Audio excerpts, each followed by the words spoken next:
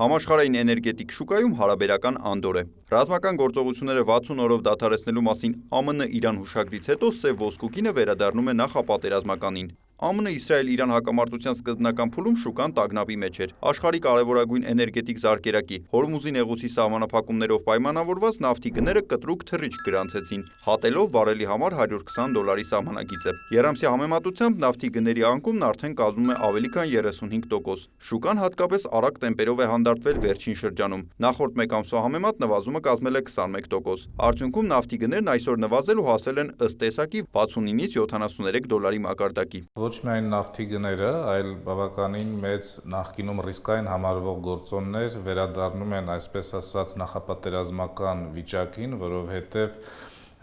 կարծես թե ավելի է ամրապնդվում այն կարծիքը, որ Իրան-Արևմուտք կամ ԱՄՆ-Իրան հարաբերությունները կկարգավորվեն, ճիշտ է, դեռևս դրանց հստակ ուղերձներ չկան, դեռևս անորոշությունները մեծ են, բայց կարծես թե կարգավորվում է։ Տարեսկզբին, երբ Հորմուզի նեղուցով պայմանավորված խնդիրներ չկային, միջազգային կանխատեսումները նավթի գնի վերաբերյալ $60-ից $70 շրջակայքում էին։ Այս համատեքստում ԱՄՆ-Իրան բանակցություններում առաջընթացը միանգամից ճշգրտել է նավթի շուկան։ Երբ շուկայի մասնակիցները սպասում են, որ առաջարկը կվերականգնվի, թեկուզ այն դեռ չի էլ սկսել վերականգնվել, ընդամենը կա հանձնառություն երկու կողմերից, որ իրենք կապահովեն այնպիսի միջավայր, որի արդյունքում կվերականգնվի շուկայական բալանսը։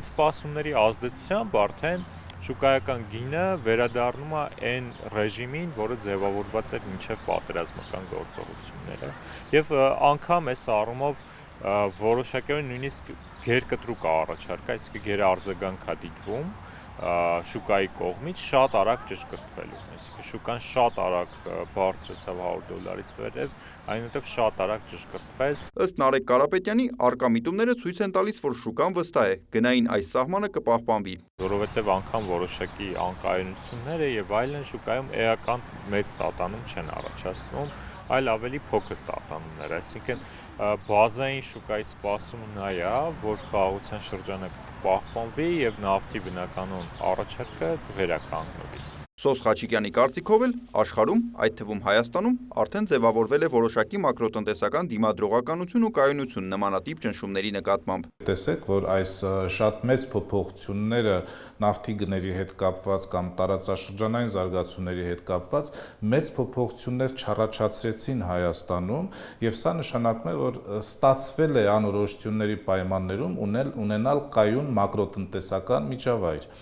Ես չեմ բացառում հետագա որոշակի գործընթացներ սրացումների առումով եւ գների փոփոխության առումով իհարկե, բայց այո, եւ ավելի շատ ոչ թե կանխատեսումներին են փորձում հույս դնել, այսպես ասած, տնտեսվարողները կամ պետությունները, այլ ավելի շատ առաջնորդվում են կայուն մատակարարման շղթաներ ստեղծելով։ Հայաստանն այսօր բենզին եւ դիզել վառելիք է ներմուծում մի քանի երկրներից։ Դա է պատճառը, որ գլոբալ տատանումները մեր երկրի վրա ավելի քիչ են ազդել, քան օրինակ ասիական որոշ երկրների, որտեղ անգամ գների կրկնակի աճ է նկատվել։ Հայաստանի դեպքում ավելի սահմանափակ էր ազդեցություն, թերևս հենց այս ունիկալ կառուցվածքի պատճառով, եւ այդ ունիկալ կառուցվածքի տեսանկյունից նաեւ հիմա որոշակի մարտահրավեր է Ռուսաստանի Դաշնությունում տեղի ունեցած առաջարկի խզումները, որոնք վերջին օրերին ակնհայտաբար տեսնում ենք մամուլով, այսինքն բենզինի, դիզել վառելիքի ահռելի կառուցվածքային դեֆիցիտ, որը հիմնականում ենթակառուցվածքների վնասման հետ է կապված, սա եւս գործոն է, որը որոշակիորեն կարող է չեզոքացնել այն դրական ազդեցությունը, որը նավթի գնի նվազումը իր հետ բերում է։ Բայց բնականաբար այստեղ կարևորը թե ինչպես կարձագանքեն տնտեսվարողները, ինչպես փոխվի ներմուծման կառուցվածքը, որքան երկարաժամկետ կլինեն ի վերջո Ռուսաստանի Դաշնությունում այս առաջարկի խզումները։ Միջազգային էներգետիկ գործակալությունը զգուշացնում է, նույնիսկ եթե Հորմուզի նեղուցի վերաբացումը հաջողությամբ ընթանա, Մերձավոր Արևելքի հակամարտությունը երկարատև հետքեր կթողնի համաշխարհային էներգետիկ ոլորտի վրա։ Նիկոլայ Ավետիսյան, Սեյրան Անտոնյան, լուրեր։